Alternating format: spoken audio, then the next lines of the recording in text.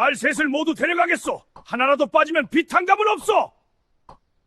300냥 빈문서를 흔드는 대감 앞에서 아버지는 고개를 떨궜고 큰딸과 둘째는 울며 끌려갔습니다. 그런데 막내는 달랐지요. 아무도 끌지 않았는데 스스로 무릎을 꿇더니 대감을 올려다보며 말했습니다. 조건이 있습니다. 그런데 막내가 내민 조건은 빚과는 전혀 상관없는 것이었습니다. 과연 막내가 내민 기막힌 조건은 무엇이었을까요?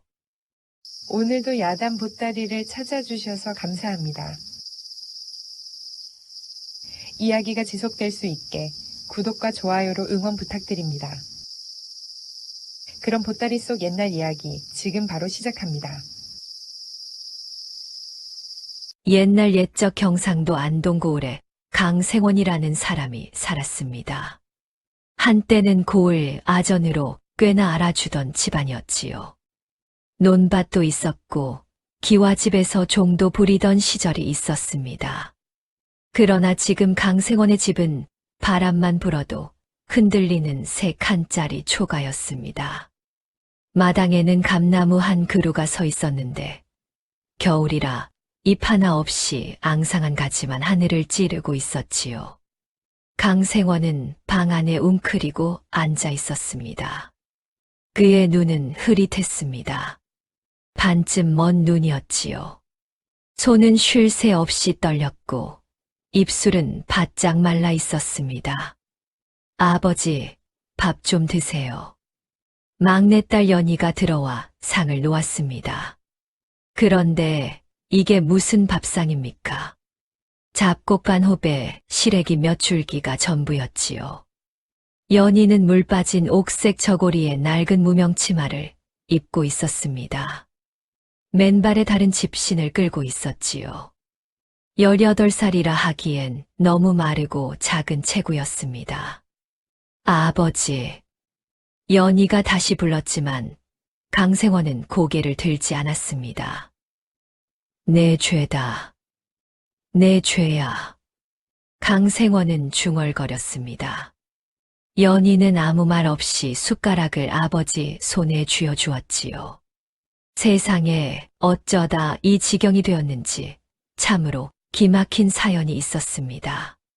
15년 전으로 거슬러 올라가야 합니다. 그때 강생원은 37, 아내 강씨 부인은 32이었지요. 슬하에 딸이 셋이 있었습니다.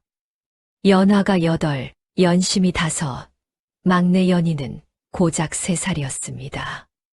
그해 봄, 강생원은 작은 사업에 손을 댔습니다. 포목점을 열려고 했지요. 자금이 부족해서 고을의 황 대감에게 50냥을 꿨습니다. 그게 화근이었습니다. 황 대감은 강씨 부인을 본 적이 있었습니다. 고을 장터에서 우연히 마주쳤는데 그 고운 얼굴을 잊지 못했지요. 눈썹은 먹으로 그린 듯했고 눈동자는 가을 하늘처럼 맑았습니다. 입술은 앵두처럼 붉었고 걸음걸이마저 바람결 같았습니다. 황 대감의 마음속에 욕심이 싹 텄습니다. 50냥이라. 황 대감은 빈 문서를 들여다보며 혀를 찼습니다. 그러고는 손수붓을 들어 숫자를 고쳤지요. 50냥이 300냥이 되었습니다. 강생원, 300냥을 언제 갚을 셈이요? 예. 아니, 저는 분명 50냥을. 허허, 이 문서를 보시오. 300냥이라고 적혀 있지 않소. 강생원은 두 눈을 의심했습니다. 그러나 문서에는 분명히 300냥이라고 적혀 있었지요. 자기가 쓴 글씨가 아니었지만 증명할 방법이 없었습니다. 이자까지 치면 500냥이 넘겠구려. 황 대감은 웃으며 말했습니다. 하지만 방법이 없는 건 아니오. 당신 아내를 내 곁에 두시오. 그러면 빚은 없던 일로 하겠소. 강생원의 얼굴이 새하얘졌습니다. 대감, 그게 무슨 말씀이십니까? 싫다면 어쩔 수 없지. 빚은 빚이니까. 황 대감은 느긋하게 부채를 접었습니다. 강생원은 비틀거리며 집으로 돌아왔지요. 그날 밤 강씨 부인에게 황 대감의 서찰이 왔습니다. 은밀히 전해진 그 서찰에는 차마 입에 담지 못할 말들이 적혀 있었지요. 남편 몰래 오라는 것이었습니다. 오지 않으면 강생원을 감옥에 보내겠다는 협박이었습니다. 강씨 부인은 서찰을 들고 손이 떨렸습니다. 한 글자 한 글자 읽을 때마다 얼굴이 창백해졌지요. 어찌 이런 목소리가 나오지 않았습니다. 이 사실을 남편에게 말해야 하나. 말하면 남편은 황 대감에게 달려갈 것이었습니다. 그러면 감옥에 갇히겠지요. 세 딸은 졸지에 고아가 되는 것입니다. 말하지 않으면요. 그러면 자신이 황 대감에게 가야 합니다. 절대로 그럴 수는 없었습니다. 강씨 부인은 방 안에서 밤새 울었습니다. 베개가 눈물에 흠뻑 젖었지요. 어머니, 왜 우세요? 한밤중에 막내 연희가 눈을 비비며 어머니에게 다가왔습니다. 3살짜리 아이였지만 어머니의 눈물을 알아챈 것이었지요. 연희야, 엄마가 깨웠구나. 어머니 슬퍼요? 강씨 부인은 어린 딸을 끌어안았습니다. 작고 따뜻한 몸이었지요. 눈물이 더 쏟아졌습니다. 연희야, 엄마는 괜찮아. 어서 자렴. 하지만 강씨 부인은 알고 있었습니다. 내일 해가 뜨면 결단을 내려야 한다는 것을요. 날이 밝았을 때 강생원은 아내를 찾았습니다. 뒷마당 감나무 아래였지요. 강씨 부인은 차가운 땅 위에 쓰러져 있었습니다. 손에는 빈 약사발이 쥐어져 있었습니다. 여보, 여보. 강생원은 아내를 끌어안고 울부짖었습니다. 그러나 이미 늦었지요. 죽기 전 강씨 부인은 막내 연희에게 무언가를 맡겼습니다. 때에 절은 삼배 주머니였지요. 3살짜리 연희는 영문도 모른 채 그것을 품에 꼭 안았습니다. 연희야, 이걸 잘 간직해야 한다. 어머니, 어디 가요? 엄마는 멀리 가야 해. 하지만 이것만 있으면 언젠가 엄마를 다시 만날 수 있어. 강씨 부인은 연희의 이마에 입을 맞추었습니다. 그리고 마지막으로 말했지요. 연희야, 기억하렴. 진실은 땅에 묻어도 싹이 트고 물에 던져도 떠오르느니라. 3살 연희는 그 말의 뜻을 몰랐습니다. 그저 어머니의 눈물만 기억했지요. 그날 밤 강생원의 집에 불이 났습니다. 황 대감 쪽 사람들이 지른 불이었지요. 혼란 속에서 연희는 화상을 입었습니다. 왼쪽 손목 안쪽에 콩알만 한 화상 자국이 남았지요. 연화가 연희를 업고 뛰쳐나오지 않았으면 막내는 목숨을 잃을 뻔했습니다. 그 충격으로 강생원은 눈이 반쯤 멀었습니다. 집도 다 타버렸지요. 그때부터 강생원의 집안은 끝없이 굴러떨어졌습니다. 그런데 이상한 일이었습니다. 3살이었던 연희는 그날 밤의 기억을 모두 갖고 있었지요.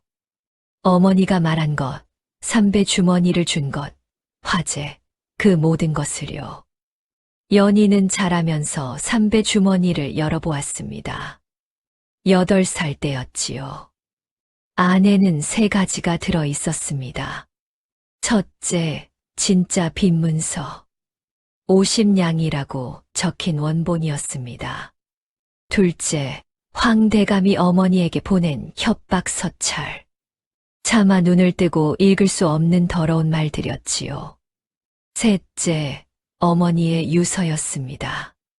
유서에는 모든 것이 적혀 있었습니다. 황 대감이 빈 문서를 조작한 것, 자신에게 몸을 요구한 것, 그래서 스스로 목숨을 끊는다는 것. 그리고 마지막에 이렇게 적혀 있었지요. 연희야, 내가 이걸 읽을 때쯤이면 엄마는 이미 없겠구나. 원망하지 말아라. 하지만 진실만은 꼭 밝혀주렴. 진실은 땅에 묻어도 싹이 트고 물에 던져도 떠오르느니라. 8살 연희는 그 유서를 읽고 또 읽었습니다. 눈물이 마를 때까지 읽었지요. 그리고 결심했습니다. 반드시 어머니의 원수를 갚겠다고. 하지만 어떡해요? 8살 여자아이가 고을 최고 부자인 황 대감을 어찌 상대하겠습니까? 연희는 기다렸습니다. 힘을 길렀습니다. 기회를 엿보았습니다. 10년이 흘렀습니다. 연희는 18이 되었고, 큰언니 연화는 23, 둘째 언니 연심은 20이 되었지요. 세 자매는 각기 다른 방식으로 살아남았습니다. 큰언니 연화는 15살부터 집안 살림을 도맡았습니다. 어머니가 돌아가신 뒤 멍하니 앉아만 있는 아버지 대신 동생들을 먹여 살려야 했지요.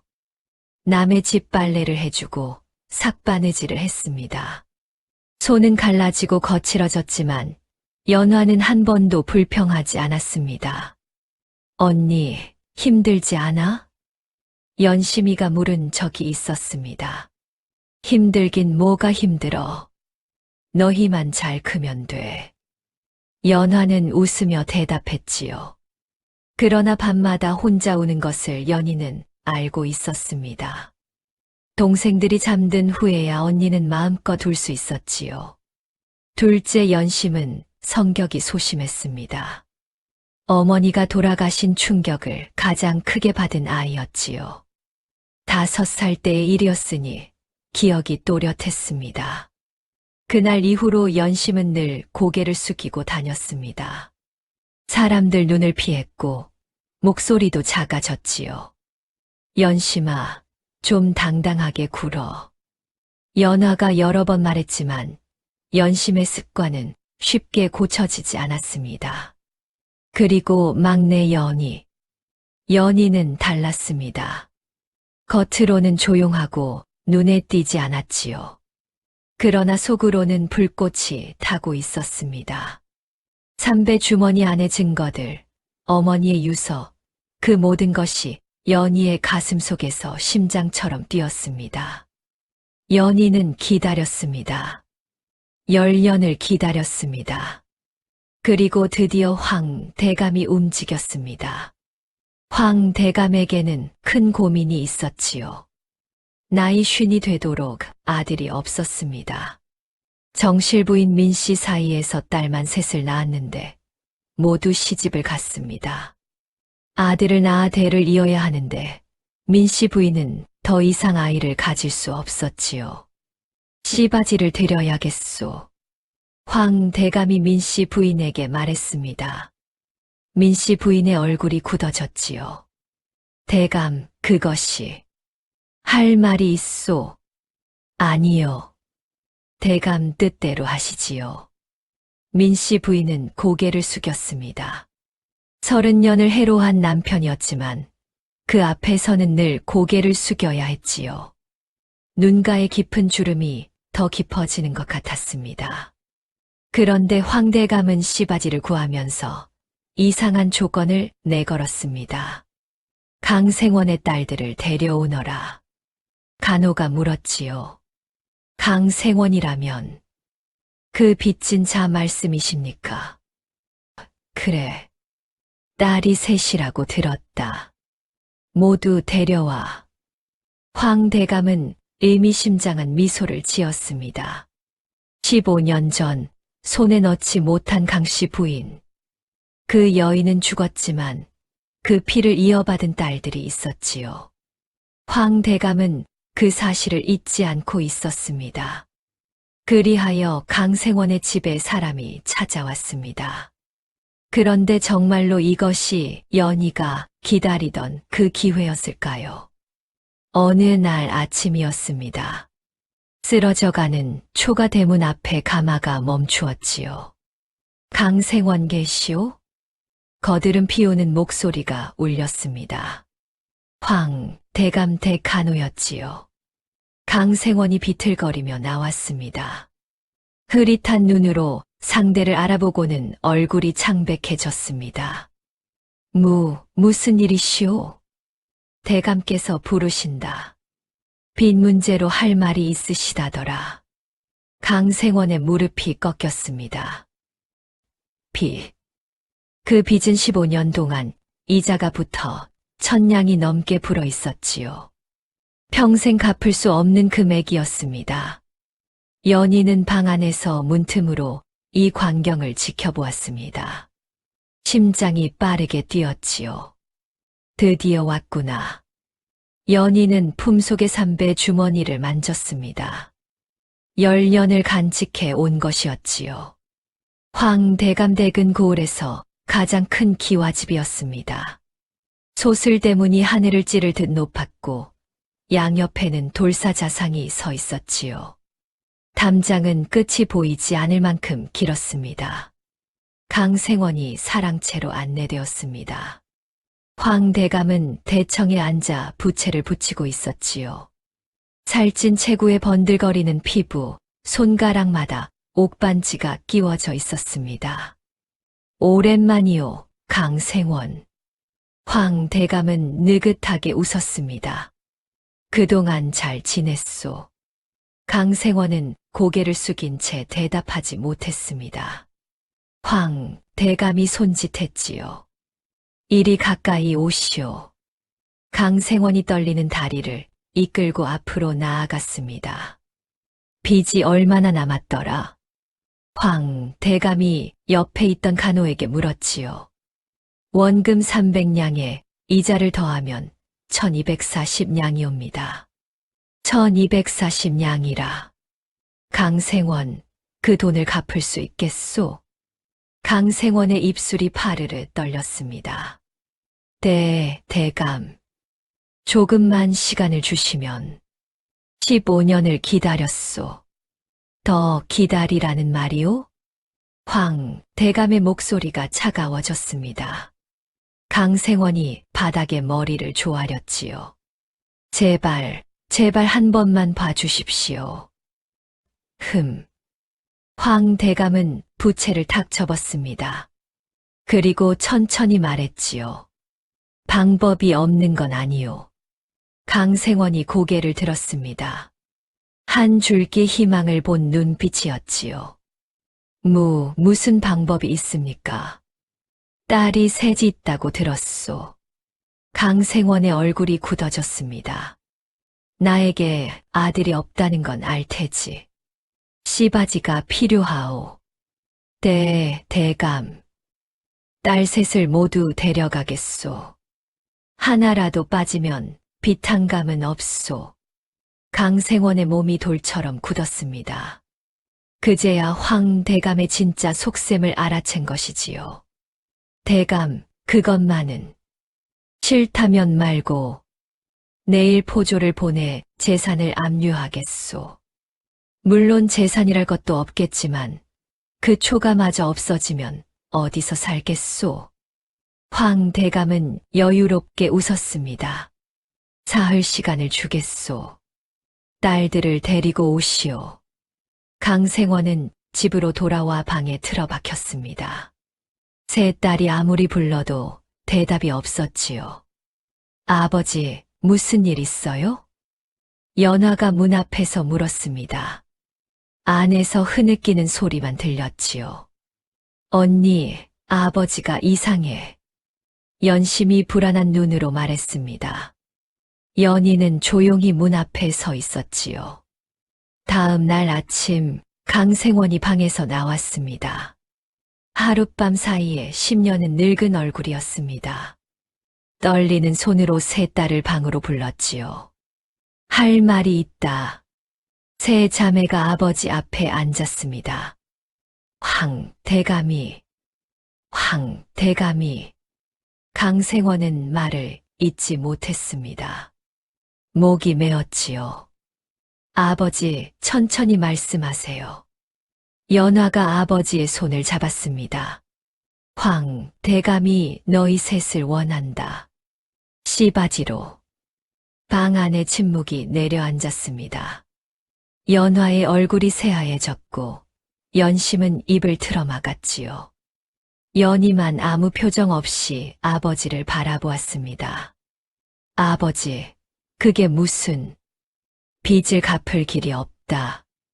너희 셋이 가면 빚을 탕감해 주겠다고 한다. 연화의 눈에서 눈물이 쏟아졌습니다. 안 돼요. 그건 안 돼요. 나도 안다. 하지만 방법이. 제가 가겠습니다. 연화가 일어섰습니다. 언니. 연심이 언니의 치맛자락을 붙잡았지요. 나 혼자 가면 동생들은 괜찮겠지요? 아버지, 저만 보내세요. 강생원이 고개를 저었습니다. 셋이 다 가야 한단다. 하나라도 빠지면 안 된다고 했다. 연화의 무릎이 꺾였습니다. 연심은 울음을 터뜨렸지요. 연희만 조용히 앉아 있었습니다. 그 또렷한 눈이 무언가를 생각하고 있었지요.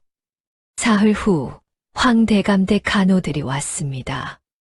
데리러 왔다. 준비됐나? 연화가 먼저 끌려갔습니다. 뒤돌아보며 동생들을 불렀지요. 연심아, 연희야, 괜찮아. 언니가 다 지켜줄 테니까. 연심이 뒤따라 끌려갔습니다. 고개를 숙인 채 울먹이며 걸었지요. 연희 차례가 되었습니다. 그런데 연희는 끌려가지 않았습니다. 스스로 간호 앞에 섰지요. 잠깐. 연희의 목소리가 단호했습니다. 간호가 멈추었지요. 뭐냐? 대감을 만나게 해 주십시오. 드릴 말씀이 있습니다. 간호는 어이없다는 표정을 지었습니다. 이게 무슨... 전해 주십시오. 삼배 주머니에 대해 아는 자가 왔다고요. 간호의 표정이 미묘하게 변했습니다.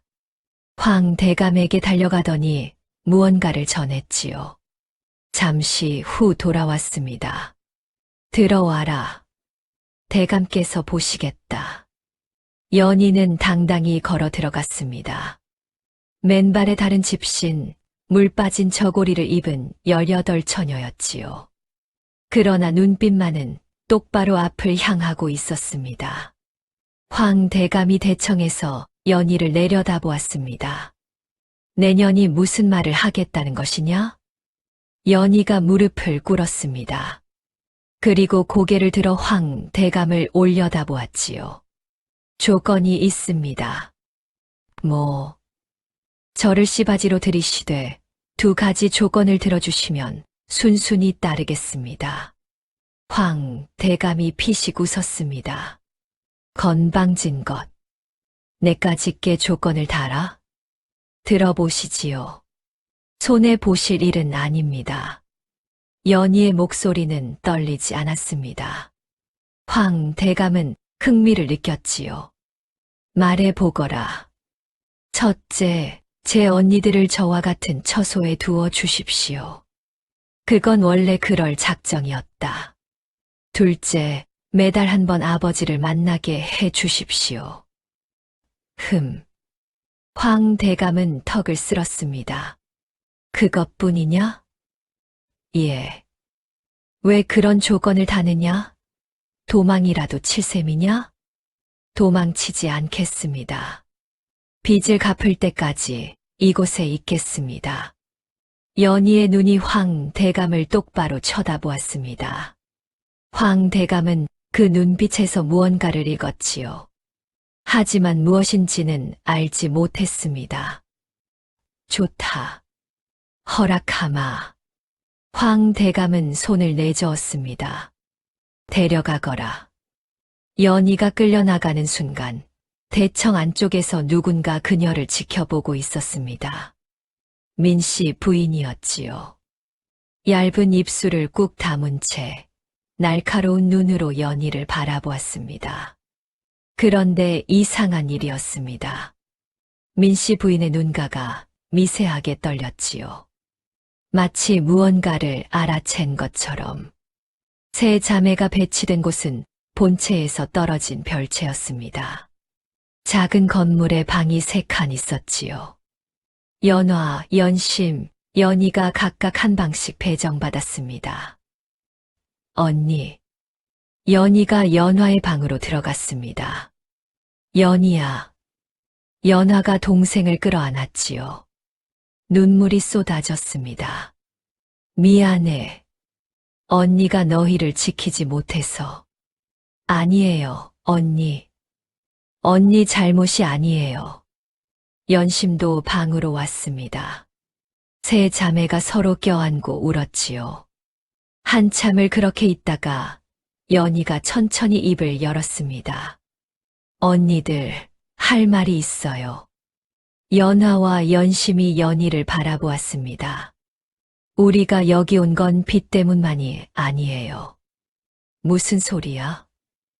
연화가 물었지요. 어머니가 돌아가신 이유 알고 있어요? 방 안에 침묵이 흘렀습니다. 연화의 표정이 굳어졌지요. 어머니는 병으로. 아니에요. 연희가 품속에서 삼배 주머니를 꺼냈습니다. 어머니가 제게 주신 거예요.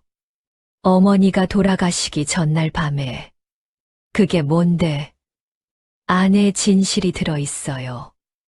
연희가 주머니를 열었습니다. 누렇게 바랜 종이 3장이 나왔지요. 이건 진짜 빈문서예요.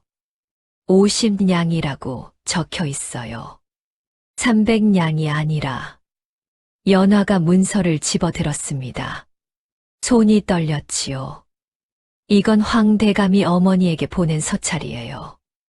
연심이 서찰을 읽다가 얼굴이 새하얘졌습니다. 세상에. 그리고 이건 어머니의 유서예요. 연희가 마지막 종이를 내밀었습니다. 세 자매는 유서를 함께 읽었습니다. 한 글자 한 글자 죽은 어머니의 목소리가 들리는 것 같았지요. 어머니는 자결한 게 아니에요. 황 대감에게 쫓겨서 죽은 거예요. 연화의 눈에서 불꽃이 튀었습니다. 그래서 내가 스스로 여기 온 거야? 예, 언니. 10년을 기다렸어요. 연희가 삼배 주머니를 품에 도로 넣었습니다. 이제 복수할 때가 됐어요. 연화와 연심의 얼굴에 복잡한 감정이 스쳤습니다. 복수라니. 어떻게 하려고? 연화가 물었지요. 이 증거들을 관가에 내밀면 황 대감은 끝이에요. 빈문서 조작, 양민 협박, 죽음에 이르게 한 죄. 최소한 유배는 가겠지요. 하지만 황 대감은 고을에서 제일 힘있는 양반이잖아. 관아도 다 소나귀에 있다고 들었어. 연심이 불안한 목소리로 말했습니다. 알아요. 그래서 아무한테나 내밀면 안 돼요. 때를 기다려야 해요. 연희의 눈이 빛났지요. 암행어사가 내려오면 그때 증거를 내밀 거예요. 암행어사. 매년 한두 번은 암행어사가 각 고을을 돈다고 들었어요. 그때까지 우리는 여기서 버티는 거예요. 연화가 한숨을 쉬었습니다. 얼마나 걸릴지 모르잖아. 오래 걸려도 괜찮아요. 10년을 기다렸는데 몇 달이야 못 기다리겠어요? 연희의 목소리는 단단했습니다. 연화는 동생의 눈을 깊이 들여다보았지요. 넌 정말 엄마를 닮았어. 언니도 알아요, 언니. 기억나. 어렴풋이. 연화가 먼 곳을 바라보았습니다. 엄마도 눈빛이 그랬어. 한 번 마음 먹으면 절대 안 꺾이는 눈. 세 자매는 서로 손을 맞잡았습니다. 좋아. 너만 믿을게. 연심도 고개를 끄덕였습니다. 나도 할 수 있는 건 하고 싶어. 연희가 희미하게 웃었지요. 고마워요, 언니들. 그날 밤, 연희는 방 안에서 유서를 다시 펼쳤습니다. 어머니의 글씨가 달빛 아래 희미하게 빛났지요. 진실은 땅에 묻어도 싹이 트고 물에 던져도 떠오르느니라. 연희는 그 문장을 입술로 읊었습니다. 어머니의 목소리가 들리는 것 같았지요. 그때였습니다. 밖에서 인기척이 났지요. 연희가 재빨리 유서를 삼배 주머니에 넣고 품에 감추었습니다. 누구세요? 대답이 없었습니다. 문이 스르륵 열렸지요. 어둠 속에서 비녀꽂이가 반짝였습니다. 너였구나. 낮고 차가운 목소리. 민씨 부인이었습니다. 마님. 연희가 일어나 인사를 올렸지요. 방금 뭘 보고 있었느냐? 아무것도. 거짓말. 민씨 부인이 방 안으로 들어왔습니다. 촛불을 들고 있었지요. 연희의 얼굴을 비추었습니다. 손목을 보여라. 예. 왼 손목 말이다. 연희의 심장이 멎는 것 같았습니다. 어떻게 알았을까요? 천천히 소매를 걷어 올렸지요. 왼쪽 손목 안쪽 콩알만 한 화상 자국이 드러났습니다. 민씨 부인의 눈동자가 흔들렸습니다. 그 흉터, 화재 때 입은 거예요. 저를 아세요? 민씨 부인은 대답하지 않았습니다. 한참을 연희의 손목을 바라보더니 돌아섰지요. 내일 아침 안채로 와라. 할 일을 줄 테니. 문이 닫혔습니다. 연희는 한동안 제자리에 서 있었지요. 민씨 부인의 반응이 이상했습니다. 마치 무언가를 알고 있는 것 같았지요. 다음 날 아침 연희는 안채로 갔습니다. 민씨 부인이 대청에 앉아 있었지요. 왔느냐? 예, 마님. 오늘부터 나를 시중 들어라. 빨래, 청소, 그릇 닦기. 다른 씨바지들과 다르게 부려먹을 것이다. 알겠습니다. 연희는 순순히 대답했습니다. 이상했지요. 다른 씨바지라면 대감 시중만 들면 될 터인데 왜 굳이 힘든 일을 시키는 것일까요? 이리 가까이 와라. 민씨 부인이 손짓했습니다. 연희가 앞으로 갔지요. 내 어미의 이름이 무엇이더냐? 연희의 심장이 쿵 뛰었습니다. 강씨라고만 들었습니다. 강씨. 민씨 부인이 중얼거렸습니다. 눈가에 깊은 주름이 미세하게 떨렸지요. 가서 일을 시작해라. 연희는 안채에서 온갖 자비를 했습니다. 빨래를 빨고 마루를 닦고 부엌에서 그릇을 씻었지요. 고된 일이었지만 연희는 불평하지 않았습니다. 오히려 좋은 기회였지요. 안채에 드나들며 대감댁 안을 살필 수 있었으니까요. 며칠이 지났습니다. 연희는 안채의 구조를 파악했지요. 민씨 부인 거처, 대감 사랑채, 아씨들 방, 그리고 비밀 서고가 어디 있는지까지. 서고는 사랑채 뒤편에 있었습니다. 자물쇠가 채워져 있었지요. 거기에 무엇이 있는지 아는 사람은 황 대감과 간호 한 명뿐이라고 했습니다. 거기엔 뭐가 있어요? 연희가 부엌에서 일하는 늙은 안악에게 물었지요. 거긴 아무도 모르지. 대감 비밀 장부가 있다는 소문이야. 비밀 장부요? 토색질한 거 다 기록해 뒀다더라. 만약 그게 세상에 나오면 대감은 끝장이지. 연희의 눈이 반짝였습니다. 어머니 일 말고도 다른 죄상이 있다면 증거가 더 확실해지는 것이었지요. 그날 밤 연희는 언니들에게 알린 내용을 정리했습니다. 사랑채 뒤에 서고가 있어요. 대감의 비밀 장부가 거기 있대요. 그걸 어떻게 가져와? 연화가 물었지요. 열쇠가 필요해요. 열쇠는 대감이 갖고 있을 거예요. 위험해. 들키면 끝장이야. 알아요. 천천히 기회를 노릴 거예요. 연심이 불안한 얼굴로 말했습니다. 난 무서워. 잘못되면 어쩌려고. 괜찮아. 급하게 안 움직일 거야. 연희가 연심의 손을 잡았지요. 우리 목표는 암행어사가 올 때까지 버티는 거야. 그때까지 증거를 모으고 때를 기다리는 거야. 세 자매는 고개를 끄덕였습니다. 그렇게 보름이 흘렀습니다. 그날 황대감이 세 자매를 불렀습니다. 밤이었지요. 오늘 밤부터 첫날 밤을 치르겠다. 세 자매의 얼굴이 굳어졌습니다. 연화가 앞으로 나섰지요. 제가 먼저 가겠습니다. 아니, 황대감이 손을 들어 연화를 막았습니다. 막내부터다. 연희가 앞으로 불려 나왔습니다. 황대감이 연희를 위아래로 훑어보았지요. 내년 어미를 닮았구나. 연희의 얼굴 근육이 굳었습니다. 손톱이 손바닥에 파고들었지요. 가자. 황대감이 일어섰습니다. 그때였습니다. 잠깐요.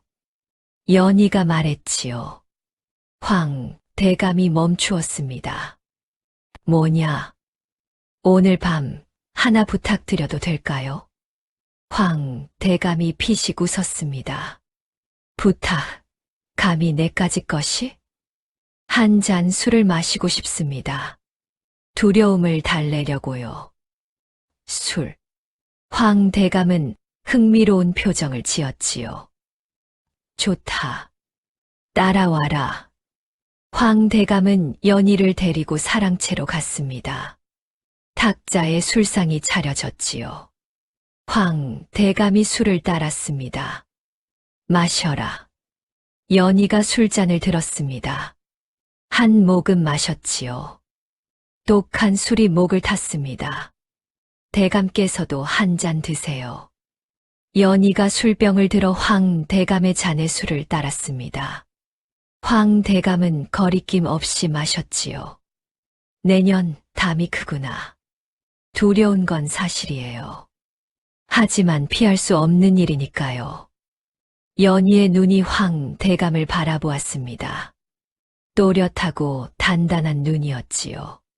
황대감은 그 눈을 보며 묘한 기분을 느꼈습니다. 어디선가 본 눈이었지요. 15년 전 자신의 협박에도 끝끝내 굴하지 않던 그 여인의 눈. 내 어미, 어떻게 죽었더냐? 병으로 돌아가셨다고 들었습니다. 연희가 담담하게 대답했지요.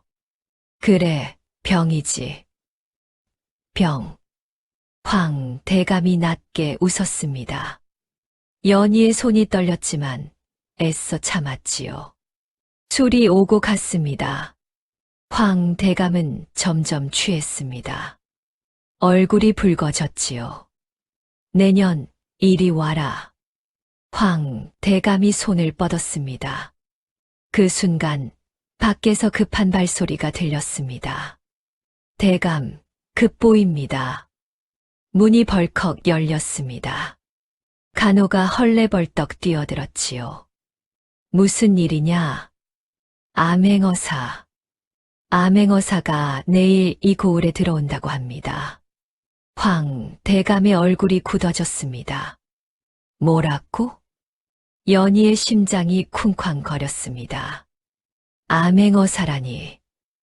이렇게 빨리 올 줄은 몰랐지요. 황대감이 벌떡 일어났습니다. 당장 서고를 점검해라. 장부를 숨겨야 해. 황대감이 급히 방을 나갔습니다. 연희는 홀로 남아 숨을 고르었지요. 기회다. 연희는 몰래 황 대감의 뒤를 따랐습니다. 사랑채 뒤 서고 앞에 도착했지요. 황 대감이 품에서 열쇠를 꺼내 자물쇠를 열었습니다. 연희는 어둠 속에 숨어 그 광경을 지켜보았습니다. 열쇠는 대감이 몸에 지니고 다닌다. 품속 어딘가에 황 대감이 서고 안으로 들어갔습니다. 잠시 후 커다란 보따리를 들고 나왔지요. 이걸 뒷산에 묻어라. 암행어사가 가고 나면 다시 가져와. 예, 대감. 간호가 보따리를 받아 들고 사라졌습니다. 연희는 천천히 별채로 돌아왔지요. 언니들이 기다리고 있었습니다. 연희야, 괜찮아? 연화가 달려왔지요. 언니, 좋은 소식이야. 연희가 숨을 고르며 말했습니다. 암행어사가 내일 온대. 뭐. 그리고 대감 비밀 장부가 뒷산에 묻힌 걸 알아냈어. 연심이 눈을 크게 떴습니다. 그럼 지금 가서 찾아야 하지 않아? 아니, 급하게 움직이면 들켜. 암행어사가 며칠 있다가 간다고 소문 퍼뜨리면 대감이 장부를 다시 가져올 거야. 그때를 노리는 거야. 연희의 눈이 빛났습니다. 우리 계획대로 해. 천천히, 확실하게. 세 자매는 고개를 끄덕였습니다. 복수의 그물이 황 대감 쪽으로 서서히 좁혀지고 있었지요. 암행어사가 온다는 소문에 고울이 술렁였습니다. 황 대감 댁도 분주했지요. 하인들이 뛰어다니고 대감은 밤새 불을 켜고 무언가를 정리했습니다. 연희는 민씨 부인 곁에서 그 모습을 지켜보았지요. 마님, 물 갖다 드릴까요? 연희가 물었습니다. 그래. 민씨 부인은 대청에 앉아 가만히 앞을 바라보고 있었지요. 얼굴에는 묘한 표정이 서려 있었습니다. 기쁨도 슬픔도 아닌 무언가를 기다리는 듯한 표정이었지요. 연희가 물을 가져왔습니다. 마님, 왜 이렇게 한숨을 쉬세요? 내가 한숨을 쉬던가. 민씨 부인이 피식 웃었습니다. 30년을 이 집에서 살았다. 한숨 안 쉬고 살 수 있겠느냐? 연희는 조용히 민씨 부인의 곁에 앉았습니다. 마님께선 대감을 사랑하세요? 대담하구나. 민씨 부인의 눈이 연희를 훑었지요. 사랑. 그런 건 처음부터 없었다. 민씨 부인이 창밖을 바라보았습니다. 눈가에 주름이 깊어 보였지요. 나는 16에 시집 왔다. 아버지가 정해준 혼사였지. 황 대감이 원하는 건 내 집안의 힘이었고, 내 아버지가 원하는 건 황 대감의 재산이었어. 나는 그저 거래 상품이었을 뿐. 연희는 아무 말 없이 들었습니다. 아들을 낳지 못한 게 죄라면 죄지. 딸만 셋을 낳았으니까. 대감은 평생 그걸 탓했다. 민씨 부인이 한숨을 쉬었습니다. 그래서 씨바지를 드리는 거다. 내가 무슨 말을 해도 소용이 없지. 연희는 민씨 부인의 말을 곱씹었습니다. 이 여인도 황 대감의 피해자일지 모른다. 하지만 어머니를 죽게 한 일에 민씨 부인이 연루되었을 가능성도 있었지요. 마님. 왜? 마님께선 제 어머니를 아세요? 민씨 부인의 어깨가 미세하게 굳었습니다. 모른다. 정말요? 왜 자꾸 묻느냐? 민씨 부인이 일어섰습니다. 등을 돌리며 말했지요. 그만 가라. 오늘은 이만. 연희는 고개를 숙이고 물러났습니다. 민씨 부인의 반응은 분명히 이상했지요. 무언가를 알고 있었습니다. 그날 밤 뒷산 약수터에서 세 자매가 몰래 만났습니다. 민씨 부인이 수상해. 연희가 말했지요. 어머니를 아느냐고 물었더니 반응이 이상했어. 그 사람이 어떻게 어머니를 알겠어? 연화가 고개를 갸우뚱했습니다. 나이를 생각해봐, 언니. 민씨 부인이 지금 45이야. 15년 전이면 30이었겠지. 그때쯤 황 대감과 결혼한 지 15년이 지났을 거야. 그래서 어머니가 돌아가시기 전에 황 대감이 어머니한테 몸을 요구했잖아. 그 사실을 민씨 부인이 알았을 수도 있어. 연심이 눈을 크게 떴습니다. 설마 민씨 부인이 어머니를 죽게 한 건 아니겠지. 아직 몰라. 더 알아봐야 해. 연희가 삼배 주머니를 만지며 말했습니다. 하지만 한 가지 확실한 건 민씨 부인도 황 대감을 좋아하지 않는다는 거야. 적의 적은 친구라고 하잖아. 며칠이 지났습니다. 암행어사가 고을에 들어왔다는 소문이 파다했지요. 하지만 아직 정체를 드러내지 않았습니다. 황 대감은 안절부절 못했습니다. 장부는 잘 묻어뒀겠지. 예, 대감. 뒷산 소나무 아래 묻었습니다. 암행어사가 가기 전까지 절대 손대지 마라. 황 대감은 잔뜩 긴장해 있었습니다. 연희는 그 모습을 보며 속으로 웃었지요. 이 기회를 놓칠 순 없어. 그날 밤 연희는 몰래 뒷산으로 향했습니다. 약수터를 지나 소나무 숲으로 갔지요. 달빛 아래 소나무들이 그림자를 들이우고 있었습니다. 어디 묻었을까? 연희는 땅을 살폈습니다. 최근에 판 흔적이 있는 곳을 찾았지요. 한참을 헤매다가 한 소나무 아래 흙이 부드러운 곳을 발견했습니다. 여기다. 연희가 손으로 흙을 파기 시작했습니다. 얼마 지나지 않아 보따리가 나왔지요. 연희가 보따리를 열었습니다. 안에는 장부가 가득했습니다. 날짜별로 기록된 내용이었지요. 아무개에게 뇌물로 은자 20냥, 아무 집안 땅 빼앗아 100냥의 매입, 관아 아전에게 10냥 접대대. 연희의 눈이 휘둥그레졌습니다. 황 대감의 죄상이 낱낱이 기록되어 있었지요. 이 정도면 충분해. 연희는 장부 몇 장을 빼서 품에 넣었습니다. 나머지는 그대로 두고 흙을 덮었지요. 너무 많이 빼면 들킬 테니까요. 별채로 돌아오는 길이었습니다. 거기 누구냐?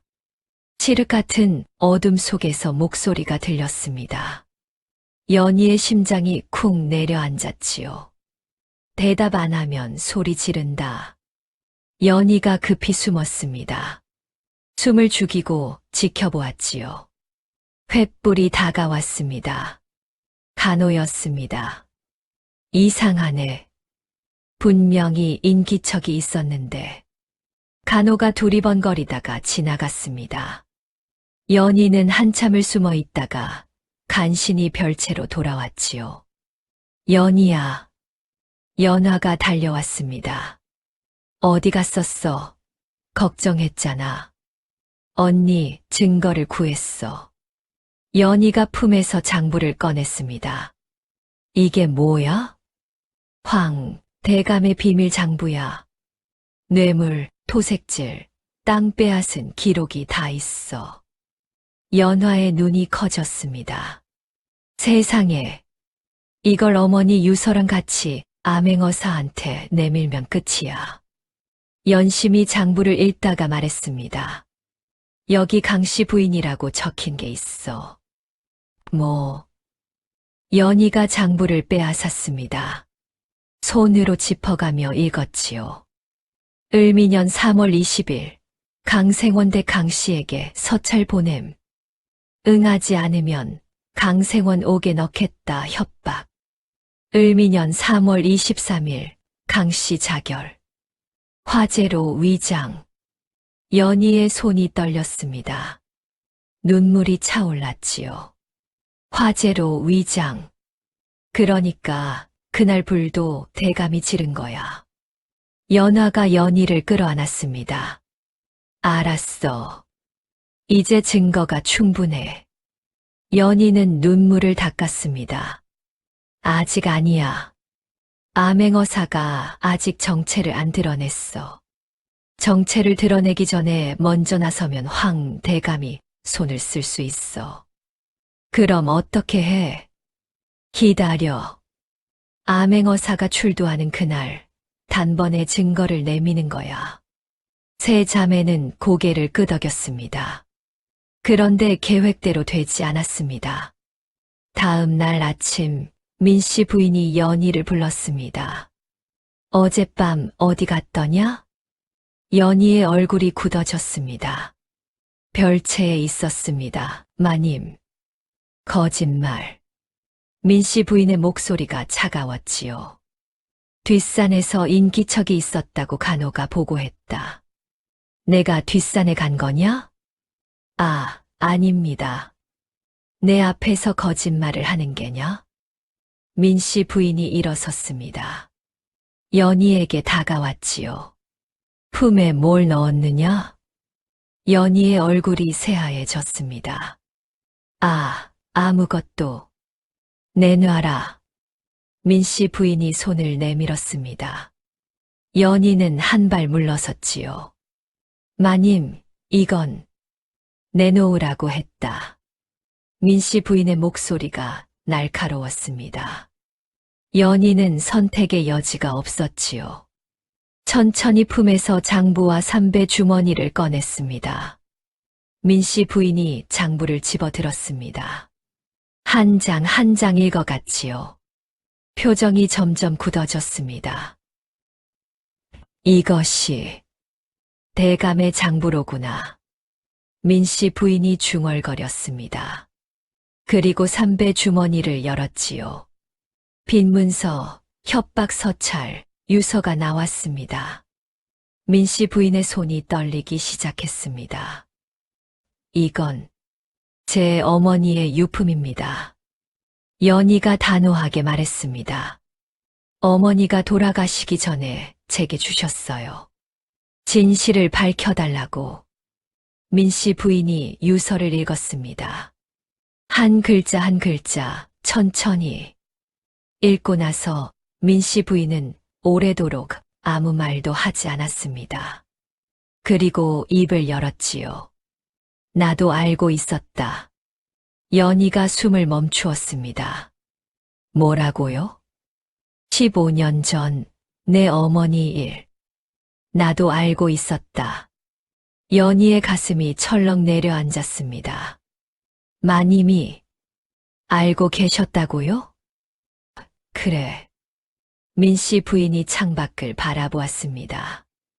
눈가에 눈물이 맺혔지요.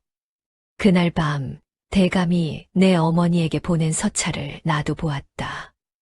대감 모르게 훔쳐본 거지. 차마 입에 담지 못할 말들이었어. 연희는 숨을 죽이고 들었습니다. 내 어머니가 자결했다는 소식을 들었을 때 나는 알았다. 대감이 죽인 거라는 걸. 하지만 나는 아무것도 하지 못했어. 민씨 부인의 목소리가 떨렸지요. 왜 아무것도 안 하셨어요? 연희의 목소리도 떨렸습니다. 두려웠으니까. 민씨 부인이 돌아보았습니다. 대감의 아내로 15년을 살았다. 그 사람이 무슨 짓을 할 수 있는지 너무 잘 알았어. 만약 내가 입을 열면 나도 내 어머니처럼 될 거라고 생각했지. 그래서 모른 척 하셨어요? 어머니가 억울하게 죽는 걸 보면서. 연희의 눈에서 불꽃이 튀었습니다. 미안하다. 민씨 부인이 고개를 숙였습니다. 15년을 미안했다. 그래서 내가 처음 왔을 때 내 손목에 화상 자국을 보고 알아봤어.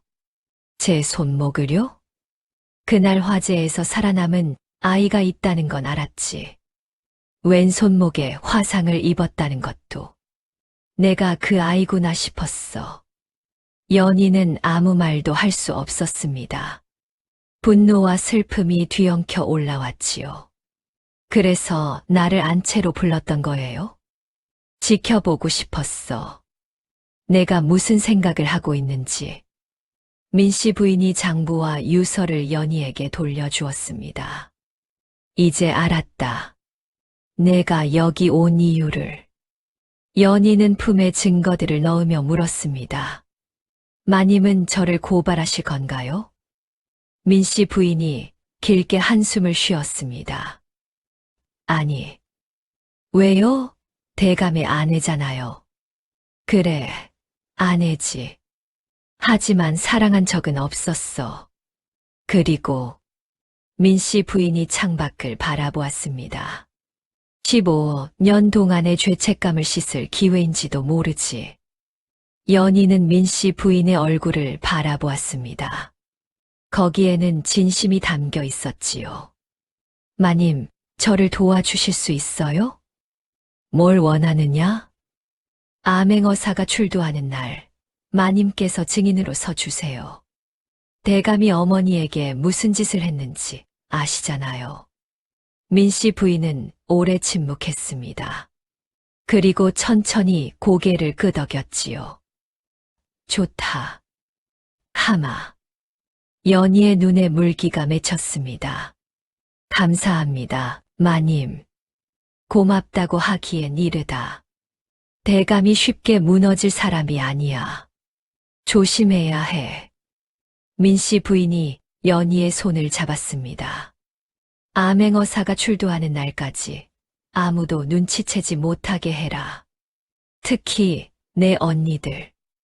연루되면 위험해. 연희가 고개를 끄덕였습니다. 알겠습니다. 그날 밤 연희는 언니들에게 민씨 부인과의 대화를 전했습니다. 민씨 부인이 우리 편이 될 거래. 연화가 의심스러운 눈으로 물었지요. 완전히 믿을 순 없어. 하지만 진심인 것 같았어. 위험하지 않을까? 연심이 걱정스럽게 말했습니다. 어차피 우리만으로는 부족해. 민씨 부인이 증인으로 서주면 훨씬 확실해져. 연희가 단호하게 말했지요. 믿어봐, 언니들. 이번에는 꼭 성공할 거야. 세 자매는 서로 손을 맞잡았습니다. 그렇게 며칠이 흘렀습니다. 암행어사는 여전히 정체를 드러내지 않았지요. 황대감은 점점 불안해했고 연희는 민씨 부인과 몰래 만나며 계획을 다듬었습니다. 그러나 뜻하지 않은 일이 벌어졌습니다. 황대감이 세 자매를 다시 불렀습니다. 암행어사가 아직 움직이지 않으니 마음이 놓인다. 황대감이 여유롭게 술잔을 기울였습니다. 잔뜩 긴장했던 며칠 전과는 다른 모습이었지요. 오늘 밤 다시 첫날 밤을 치르겠다. 세 자매의 얼굴이 굳어졌습니다. 저번엔 일이 생겨서 못했으니까. 황대감이 연희를 바라보았습니다. 막내, 너부터다. 연희는 아무 표정 없이 고개를 숙였습니다. 속으로 이를 악물었지요. 조금만 더 참자. 암행어사가 곧 움직인다. 그날 밤 연희는 황대감의 방으로 끌려갔습니다. 방 안에는 촛불이 타오르고 있었지요. 황대감이 술상 앞에 앉아 있었습니다. 앉아라. 연희가 맞은편에 앉았습니다. 긴장한 것 같구나. 두렵습니다. 두려울 것 없다. 순순히 하면 아프지 않아. 황대감이 술을 따랐습니다. 연희에게 건넸지요. 마셔라. 연희가 술잔을 받았습니다. 한 모금 마셨지요. 그때 밖에서 소란이 일어났습니다. 쾅쾅쾅. 대문을 두드리는 소리가 요란하게 울렸습니다. 무슨 일이냐? 황대감이 벌떡 일어났지요. 대감, 포졸들이 왔습니다. 간호가 뛰어 들어왔습니다. 얼굴이 새파랗게 질려 있었지요. 포졸, 무슨 포졸? 암행어사가 출두했다고 합니다. 황 대감의 얼굴이 굳어졌습니다. 뭐라고? 연희의 심장이 쿵쿵 뛰었습니다. 드디어 황 대감이 급히 방을 나섰습니다. 연희도 뒤따라 나왔지요. 대문 앞에 포졸 수십 명이 서 있었습니다. 그 앞에 한 남자가 서 있었지요. 관복을 입고 유척을 들고 있었습니다. 암행어사 출두요. 우렁찬 목소리가 울려 퍼졌습니다. 마패가 번쩍 빛났지요. 황 대감은 어디 있느냐? 황 대감이 비틀거리며 앞으로 나왔습니다.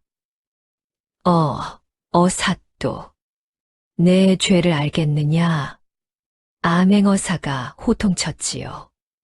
고을 백성들을 착취하고 관아의 뇌물을 바치고 무고한 사람을 핍박하여 죽음에 이르게 했다는 고발이 접수되었다. 황 대감의 얼굴이 새하얘졌습니다. 그건 거짓 고발입니다. 그래, 그렇다면 이것은 무엇이냐? 암행어사가 품에서 장부를 꺼냈습니다. 황 대감의 눈이 휘둥그레졌지요. 그건 내 비밀 장부다.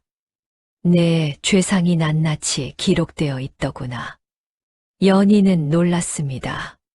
자신이 빼낸 장부의 일부가 암행어사 손에 들려 있었지요. 민씨 부인이 전달한 건가? 암행어사가 황 대감을 노려보았습니다. 더 이상 변명하지 마라. 증거가 충분하다. 황 대감이 무릎을 꿇었습니다. 어사또, 제발 한 번만 봐주십시오. 봐주라고? 암행어사가 피식 웃었지요. 내가 핍박한 사람들에게도 그렇게 말했느냐? 포졸들이 황 대감을 에워쌌습니다. 끌어가라. 황 대감이 끌려갔습니다. 비단 도포가 찢어지고 옥반지가 굴러떨어졌지요. 고을 최고의 부자가 한순간에 죄인이 된 것이었습니다. 연희는 그 광경을 지켜보며 가슴이 벅차올랐습니다. 됐다. 드디어 복수가 시작됐다. 그런데 그때였습니다. 황 대감이 끌려가면서 연희를 바라보았습니다. 그 눈빛이 섬뜩했지요. 미천한 것, 내년이 한 짓이지. 연희는 대답하지 않았습니다. 두고 보자. 이것으로 끝이 아니다.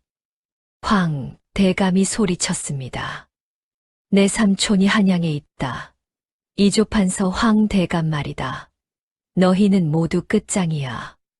황 대감이 끌려가고 대문이 닫혔습니다. 연희는 그제야 숨을 내쉬었지요. 연화와 연심이 달려왔습니다. 연희야, 언니들, 세 자매가 껴안았습니다. 눈물이 쏟아졌지요. 끝난 거야? 연심이 물었습니다. 아직 아니야. 재판을 받아야 해. 하지만 가장 큰 고비는 넘겼어. 연희가 말했습니다. 민씨 부인이 다가왔습니다. 잘했다. 마님이 장부를 전달하신 거예요. 암행어사를 찾아가서 내 이름으로 고발장을 냈다. 장부와 함께 민씨 부인의 얼굴에는 해방감이 서려 있었지요. 이제 자유야. 나도 너희도. 연희는 민씨 부인의 손을 잡았습니다. 감사합니다, 마님. 정말로.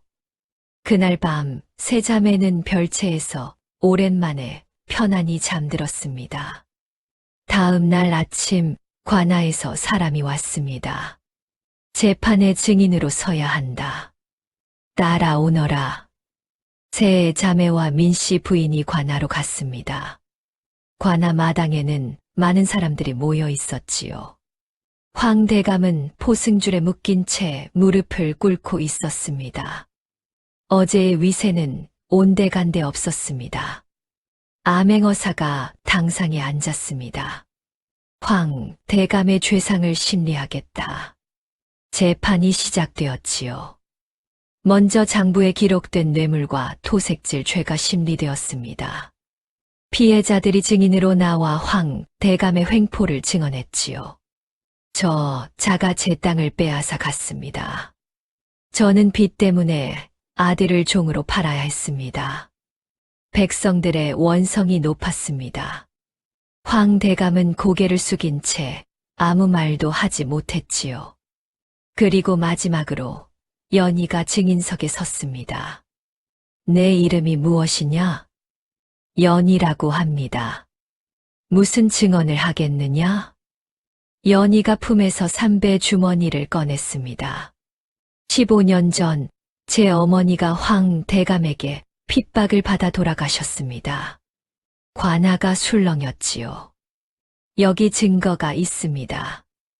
연희가 진짜 빈문서, 협박 서찰, 유서를 내밀었습니다. 빈문서는 조작되었습니다. 원래 50냥이던 것을 300냥으로 고쳤습니다. 이것이 원본입니다. 암행어사가 두 문서를 비교했습니다.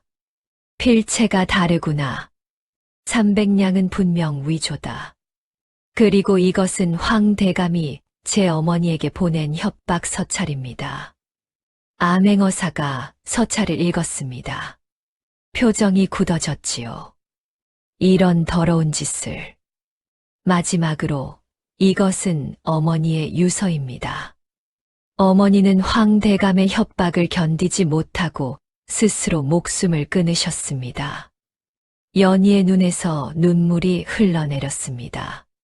제 어머니는 억울하게 죽었습니다. 진실을 밝혀 주십시오. 관아가 조용해졌습니다. 모든 눈이 황 대감을 바라보았지요. 암행어사가 황 대감에게 물었습니다. 이 증거에 대해 할 말이 있느냐? 황 대감이 고개를 들었습니다. 그 눈에는 아직도 도끼가 서려 있었지요. 거짓입니다. 저 미천한 것들이 꾸며낸 것입니다. 증거가 있는데 거짓이라고? 저 유서는 위조입니다. 저는 강씨 부인에게 서찰을 보낸 적이 없습니다. 황 대감이 악을 썼습니다. 그때 민씨 부인이 앞으로 나섰습니다. 제가 증인으로 서겠습니다. 관아가 다시 술렁였지요. 황 대감의 얼굴이 새하얘졌습니다. 당신이 왜 30년을 당신 곁에 살았소. 당신이 무슨 짓을 했는지 다 알고 있소. 민씨 부인이 암행어사를 바라보았습니다. 15년 전 황 대감이 강씨 부인에게 서찰을 보낸 것을 제가 목격했습니다. 서찰의 내용도 알고 있습니다. 뭐라고? 황 대감이 비틀거렸습니다. 민씨 부인이 차분하게 증언을 이어갔습니다. 강씨 부인이 자결한 다음 날 대감은 간호들을 시켜 강생원 집에 불을 지르게 했습니다. 증거를 없애려고 한 것이지요. 저는 그것도 알고 있습니다. 거짓말, 인연이 미쳤어. 황 대감이 발버둥 쳤습니다. 포졸들이 달려들어 그를 눌렀지요. 암행어사가 판결을 내렸습니다. 황 대감의 죄상이 명백하다. 뇌물, 토색질, 문서 위조, 양민 협박 치사, 방화. 모든 죄를 인정한다. 관아가 함성으로 가득 찼습니다. 연희는 그 광경을 바라보며 눈물을 흘렸지요. 드디어 어머니의 원수를 갚을 수 있게 된 것이었습니다. 그런데 이게 웬일입니까? 황 대감이 갑자기 웃음을 터뜨렸습니다. 하하하, 이것이 끝이라고 생각하느냐? 암행어사가 눈살을 찌푸렸지요. 무슨 소리냐?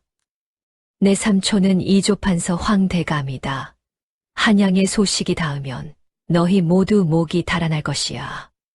황대감이 광기 어린 눈으로 연희를 노려보았습니다. 특히 너 미천한 것. 내년부터 가만두지 않겠다. 연희의 얼굴이 굳어졌습니다. 이조판서라니. 그 정도 힘이면 지방 암행어사의 판결도 뒤집을 수 있을지 몰랐지요. 암행어사가 포졸들에게 명했습니다. 당장 옥에 가두어라. 형이 확정되기 전까지 아무도 접근시키지 마라. 황 대감이 끌려갔습니다. 그러나 그의 협박은 연희의 마음에 깊이 박혔지요. 정말 이것으로 끝일까? 며칠 후 한양에서 급보가 날아왔습니다. 이조판서 황대감이 직접 조정에 상소를 올렸다는 것이었지요. 안동고을의 암행어사가 무고한 양반을 억울하게 가두었다는 내용이었습니다. 조정에서 파견된 관리가 안동에 도착했습니다. 암행어사의 판결을 재심하라는 명이다. 암행어사의 얼굴이 굳어졌지요. 재심이라니요. 증거가 명백한데 이조판서의 상소를 무시할 수 없다. 조정의 명을 따르라. 연희는 이 소식을 듣고 피가 얼어붙는 것 같았습니다. 황 대감의 협박이 현실이 되었지요. 재심이 열렸습니다. 한양에서 온 관리가 당상에 앉았지요. 황 대감은 옥에서 나와 다시 관아에 섰습니다. 포승줄에 묶여 있었지만 그의 눈에는 자신감이 넘쳤습니다. 증거를 다시 검토하겠다. 한양 관리가 말했습니다. 연희가 증거들을 다시 내밀었지요. 빈문서, 협박 서찰, 유서. 이것들이 진짜인지 어떻게 증명하겠느냐? 한양 관리가 물었습니다. 제 어머니의 필체입니다. 아버지가 확인해 주실 수 있습니다. 강생원을 불러오너라. 강생원이 관아에 왔습니다. 흐릿한 눈으로 유서를 바라보았지요. 이것이 당신 아내의 글씨인가? 강생원이 고개를 끄덕였습니다. 예, 제 아내의 글씨입니다. 확실한가? 제가 평생을 함께 산 아내입니다. 글씨를 모를 리가 있겠습니까? 황 대감이 끼어들었습니다. 그 자도 한패입니다. 딸과 짜고 거짓 증언을 하는 것이옵니다. 한양 관리가 턱을 쓸었습니다. 한 가지 문제가 있군. 무엇입니까?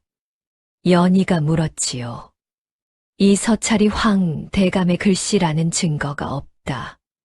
누군가 위조했을 수도 있지 않은가. 연희의 얼굴이 굳어졌습니다. 하지만 필적을 비교해 보겠다.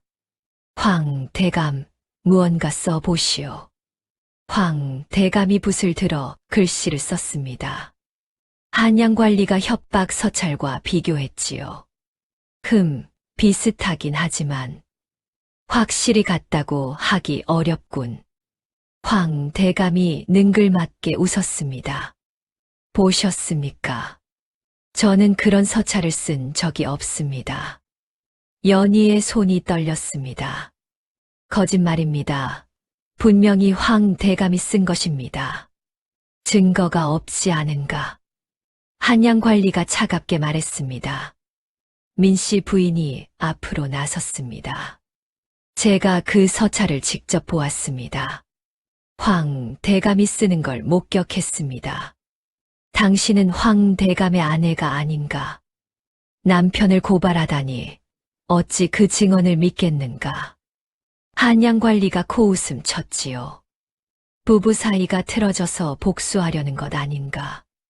민씨 부인의 얼굴이 새빨개졌습니다.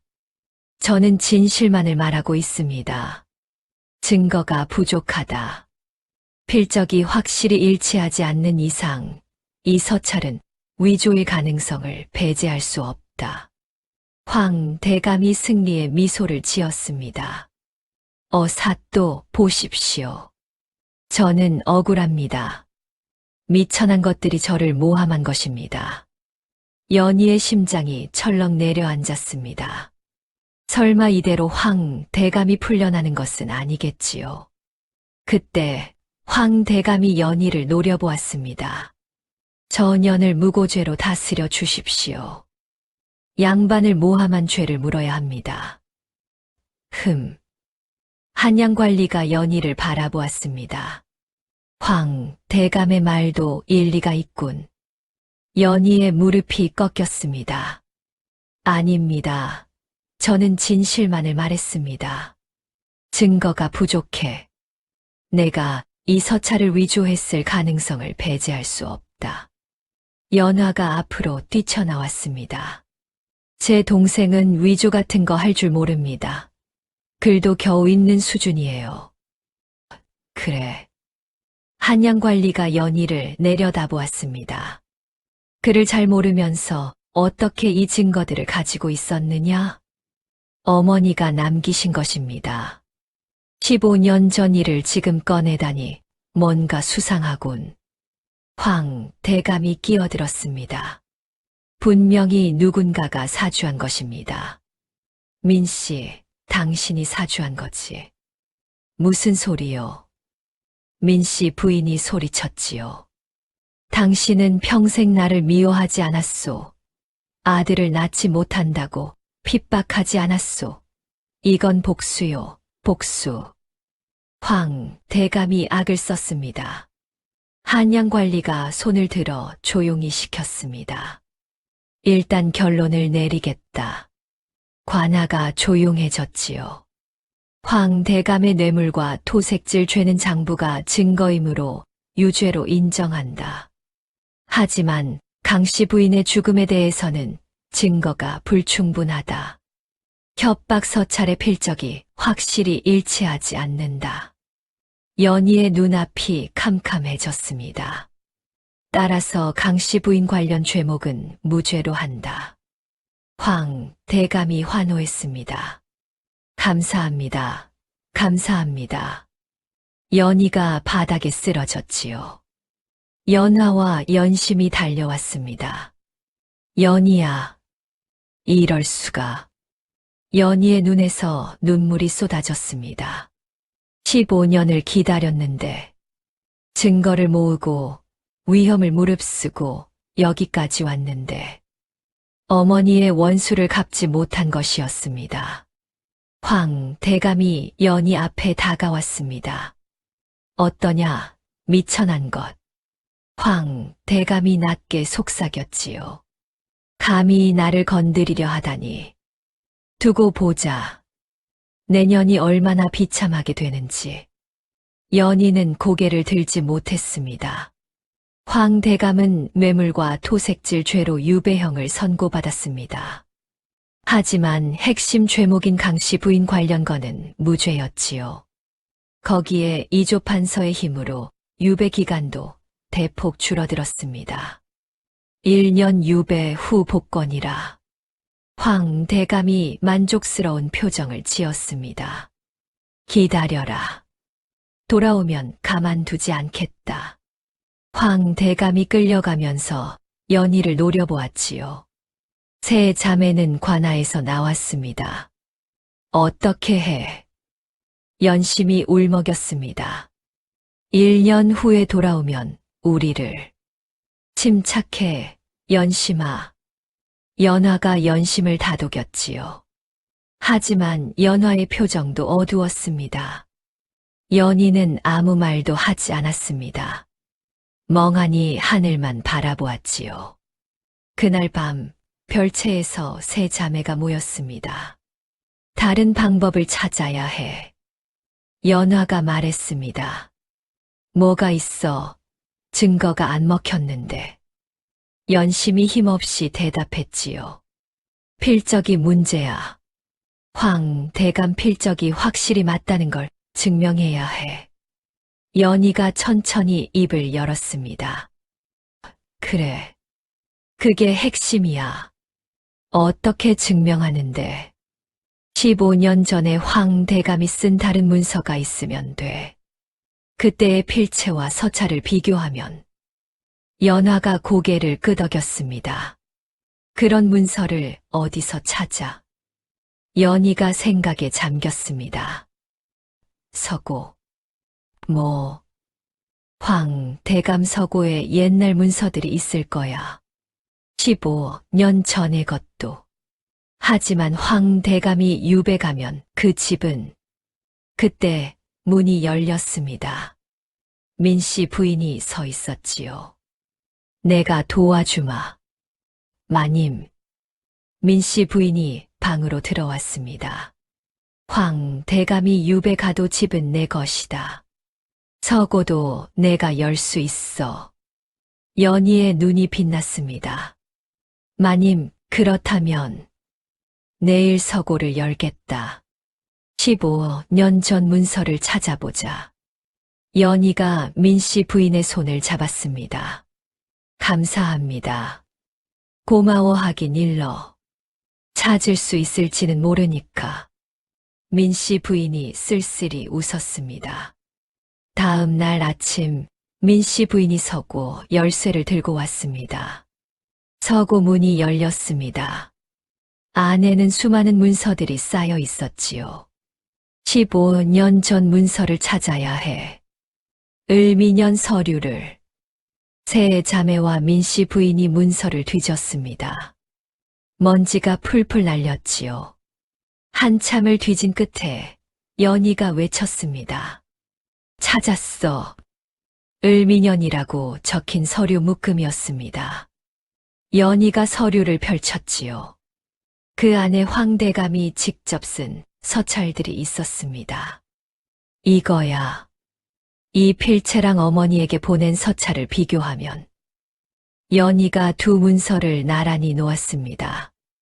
똑같았습니다. 글씨의 굵기, 기울기, 특징적인 획. 모든 것이 일치했지요. 이것으로 증명할 수 있어. 연화가 환호했습니다. 연심도 웃음을 터뜨렸지요. 그런데 연희가 서류 사이에서 이상한 것을 발견했습니다. 낡은 종이 한 장. 거기에는 충격적인 내용이 적혀 있었지요. 이건 세상에 연희의 얼굴이 새하얘졌습니다. 왜 그래? 연화가 물었습니다. 연희가 종이를 내밀었지요. 민씨 부인의 진짜 이름이. 민씨 부인의 얼굴이 굳어졌습니다. 민씨 부인의 진짜 이름이 복순이라고 적혀 있어. 민씨 부인의 얼굴이 새하얘졌습니다. 그게 무슨... 연희가 문서를 읽어 내려갔습니다. 을미년 2월. 복순을 강생원 댁에서 데려와 민씨 성을 주고 정실로 삼음. 연화와 연심이 숨을 멎었습니다. 마님이 우리 집에서 왔다고요? 민씨 부인이 무릎을 꿇고 주저앉았습니다. 얼굴을 두 손으로 감쌌지요. 숨길 수가 없구나. 민씨 부인의 어깨가 떨렸습니다. 나는 원래 너희 어머니의 시녀였다. 세 자매가 충격에 빠졌습니다. 어머니의 시녀요? 그래. 너희 어머니와 어릴 적부터 함께 자랐어. 가장 가까운 사이였지. 민씨 부인이 눈물을 흘렸습니다. 15년 전 황 대감이 너희 어머니를 탐했을 때 나는 그 사실을 알았다. 황 대감에게 달려가서 그러지 말라고 빌었어. 그런데요? 황 대감이 나를 보더니 말했지. 내가 대신 오면 강씨를 내버려 두겠다라고. 연희의 심장이 쿵 내려앉았습니다. 그래서 마님이 나는 너희 어머니를 살리려고 황 대감의 첩이 되었어. 아니, 첩도 아니었지. 정실 민 씨가 죽고 나서 황 대감이 나를 정실로 삼은 거야. 민 씨 부인이 흐느꼈습니다. 하지만 황 대감은 약속을 어겼어. 나를 데려가고도 너희 어머니에게 서찰을 보냈지. 나는 몰랐어. 너희 어머니가 죽고 나서야 알았어. 연희는 아무 말도 할 수 없었습니다. 민 씨 부인의 사연이 이렇게 깊을 줄은 몰랐지요. 30년을 그 죄책감을 안고 살았어. 너희 어머니를 살리려고 한 일이 오히려 더 큰 비극을 불렀으니까. 민 씨 부인이 연희의 손을 잡았습니다. 연희야, 내가 너를 도운 건 속죄야. 너희 어머니에게 빚진 것을 갚으려는 거야. 연희의 눈에서 눈물이 흘러내렸습니다. 마님, 미안하다. 정말 미안하다. 민 씨 부인이 바닥에 엎드렸습니다. 세 자매는 한동안 아무 말도 하지 못했지요. 그날 밤 연희는 혼자 뒷마당에 앉아 하늘을 바라보았습니다. 달이 밝았습니다. 어머니가 돌아가시던 밤에도 달이 이렇게 밝았을까요? 연희는 품에서 어머니의 유서를 꺼냈습니다. 달빛 아래 글씨가 희미하게 빛났지요. 진실은 땅에 묻어도 싹이 트고 물에 던져도 떠오르느니라. 어머니의 말이 귓가에 울렸습니다. 연희는 눈을 감았지요. 어머니의 얼굴을 떠올렸습니다. 3살 때의 기억이지만 따뜻한 품과 다정한 목소리는 아직도 선명했습니다. 어머니, 제가 해낼 수 있을까요? 대답이 없었습니다. 하지만 연희는 느꼈지요. 어머니가 곁에서 지켜보고 있다는 것을. 포기하지 않을 거예요. 반드시 진실을 밝힐 거예요. 연희가 일어섰습니다. 눈에 결의가 서렸지요. 다음 날 연희는 민 씨 부인에게 말했습니다. 마님, 한양으로 가야겠어요. 한양으로? 지방에서는 이조판서의 힘을 이길 수 없어요. 직접 임금님께 상소를 올려야 해요. 민 씨 부인이 놀랐습니다. 너 같은 천민이 어떻게 상소를? 방법을 찾아볼 거예요. 을미년 문서와 어머니의 유서, 서찰, 이 모든 걸 가지고 가면 진실을 밝힐 수 있어요. 하지만 위험해. 한양까지 가는 것도 상소를 올리는 것도 알아요. 하지만 이대로는 안 돼요. 연희의 눈빛이 단단했습니다. 민 씨 부인이 한숨을 쉬었지요. 좋다. 내가 도와주마. 마님, 나도 함께 가겠다. 증인으로 서야지. 연화와 연심도 나섰습니다. 우리도 갈게. 언니들, 혼자 보낼 수 없어. 함께 가자. 세 자매와 민 씨 부인은 한양으로 향했습니다. 며칠간의 여정 끝에 한양에 도착했지요. 상소는 어디에 올려야 하지? 신문고가 있어. 억울한 백성이 직접 임금님께 호소할 수 있는 곳이야. 민 씨 부인이 말했습니다. 신문고 앞에는 수많은 사람들이 줄을 서 있었습니다. 하루 종일 기다려야 겨우 한 명 들어갈 수 있었지요. 세 자매와 민 씨 부인은 꼬박 이틀을 기다렸습니다. 드디어 연희의 차례가 왔습니다. 연희가 신문고 앞에 무릎을 꿇었지요. 상소를 올리겠습니다. 관리가 상소문을 받았습니다. 무슨 내용이냐? 안동고을 황 대감의 죄상을 고발합니다. 문서 위조, 양민 협박 치사, 방화. 증거가 있습니다. 연희가 을미년 문서와 유서, 서찰을 내밀었습니다. 관리가 문서들을 살폈지요. 이것이 사실이라면 중대한 사안이로군. 사실입니다. 증인도 있습니다. 민 씨 부인이 앞으로 나섰습니다. 저는 황대감의 정실이었습니다. 모든 것을 목격했습니다. 관리의 표정이 심각해졌습니다. 임금님께 보고하겠다. 기다려라. 며칠 후 연희 일행은 대궐로 불려갔습니다. 임금님이 직접 신문을 하겠다고 한 것이었지요. 연희는 태어나 처음으로 대궐 안에 발을 디뎠습니다. 다리가 떨렸지만 마음은 단단했지요. 임금님이 어좌에 앉아 계셨습니다. 옆에는 대신들이 도열해 있었지요. 이조판서 황대감도 그 자리에 있었습니다. 내가 상소를 올린 자냐? 임금님이 물었습니다. 예, 전하.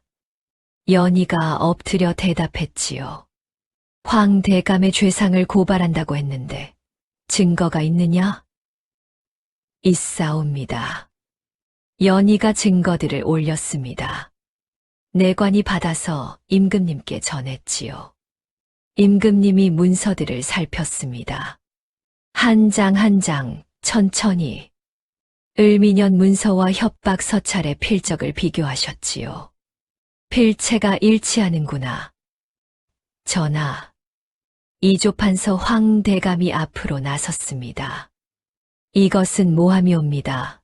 미천한 것들이 꾸며낸. 조용히 하라. 임금님이 손을 드셨습니다. 이조판서가 입을 다물었지요. 민씨, 앞으로 나와라. 민씨 부인이 앞으로 나아갔습니다. 내가 황대감의 정씨라 했느냐? 예, 전하. 안동황 대감의 아내였사옵니다. 내가 목격한 바를 말해보아라. 민씨 부인이 모든 것을 털어놓았습니다. 어릴 적 강씨 부인의 시녀였던 것, 황 대감에게 끌려가게 된 것, 협박 서찰을 목격한 것, 화재가 위장이었다는 것, 대전이 술렁였습니다. 이것이 사실이라면 중죄로구나. 임금님이 이조판서를 바라보셨습니다. 경의 조카가 이런 짓을 저질렀단 말이냐? 이조판서가 바닥에 엎드렸습니다. 전하, 저는 몰랐사옵니다. 몰랐다고 조카의 유배형을 줄이려고 상소를 올린 것은 경이 아니더냐? 그것은 임금님이 탄식하셨습니다. 명문가가 이런 짓을 하다니 통탄할 일이로다. 임금님이 판결을 내리셨습니다. 안동황 대감의 죄상이 명백하다. 문서 위조, 양민 협박 치사, 방화. 모든 죄를 인정한다. 연희의 가슴이 벅차올랐습니다. 황 대감은 차명에 처하고 가사는 몰수하여 피해자에게 돌려주도록 하라. 전하, 성은이 만극하옵니다. 연희가 바닥에 엎드렸습니다. 눈물이 쏟아졌지요. 드디어 어머니의 원수를 갚은 것이었습니다. 이조판서 황대감도 연좌하여 관직을 삭탈한다. 이조판서가 비틀거리며 쓰러졌습니다. 연희 일행은 대궐을 나왔습니다. 하늘이 맑았습니다. 눈부시게 밝은 햇살이 쏟아졌지요. 끝났어. 연화가 중얼거렸습니다. 정말 끝난 거야? 연심이 물었지요. 응. 끝났어. 연희가 웃었습니다. 10년 만에 처음으로 마음껏 웃었지요. 세 자매가 껴안았습니다. 눈물과 웃음이 뒤섞였습니다. 민씨 부인도 옆에서 눈물을 훔쳤지요. 너희 어머니가 기뻐하실 거다. 마님 덕분이에요. 연희가 민씨 부인의 손을 잡았습니다. 아니야. 내가 해야 할 일을 했을 뿐이야. 며칠 후 안동에서 소식이 왔습니다. 황 대감이 차명에 처해졌다는 것이었지요. 가사는 모두 몰수되어 피해자들에게 돌아갔습니다. 강생원 집안의 빚도 당연히 탕감되었지요. 새 자매와 민씨 부인은 안동으로 돌아왔습니다. 강생원이 마중 나왔습니다. 흐릿했던 눈에 빛이 돌아와 있었지요. 아버지. 세 딸이 아버지에게 달려갔습니다. 연화야, 연심아, 연희야.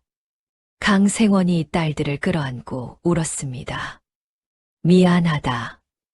아버지가 미안하다. 아니에요, 아버지.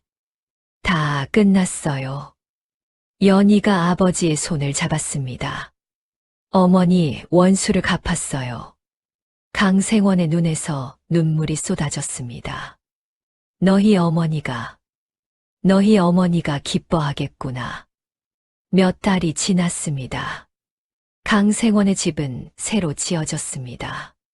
기와집은 아니었지만 깨끗하고 튼튼한 초가였지요. 마당의 감나무에는 빨간 감이 주렁주렁 열려 있었습니다. 가을이었지요. 세 자매는 어머니의 무덤 앞에 섰습니다. 어머니, 왔어요. 연희가 무덤 앞에 절을 올렸습니다. 원수를 갚았어요. 이제 편히 쉬세요. 연화와 연심도 절을 올렸지요. 바람이 불었습니다. 감나무 잎이 살랑살랑 흔들렸지요. 마치 어머니가 대답하는 것 같았습니다. 연희는 고개를 들어 하늘을 바라보았습니다. 어머니의 말이 떠올랐지요.